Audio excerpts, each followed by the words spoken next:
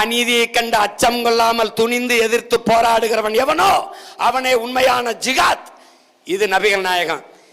அநீதிக்கு எதிரான புரட்சி தீயை பற்ற வைக்கவே நான் இந்த பூமிக்கு வந்தேன். இது இறைமகன் இயேசு. ரெண்டு பேரும் ஒரே கோட்பாடு தான்.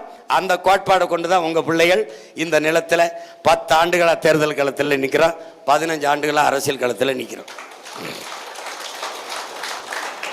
அதனால இனிமே சிறுபான்மை என்கிற அந்த உளவியல் நோயை தூக்கி போட்டு நான் பெரும்பான்மை தமிழ் தேசியனத்தின் மகன், அந்த நிமிர்வு உனக்கு வரணும்.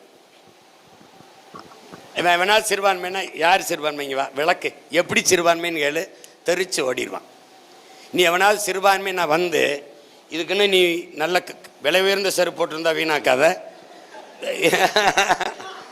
வீட்டில் கக்குஸ் கழுவிட்டு வச்சிருப்பேல தேஞ்ச விளக்கு மாற்று கட்ட அதை வச்சு அடிச்சிரு. வழக்குன்னு அவன் தான் அடிக்க சொன்னா அவனை போடுன்னு என்னைய சொல்லிடு. வேற கேள்வி.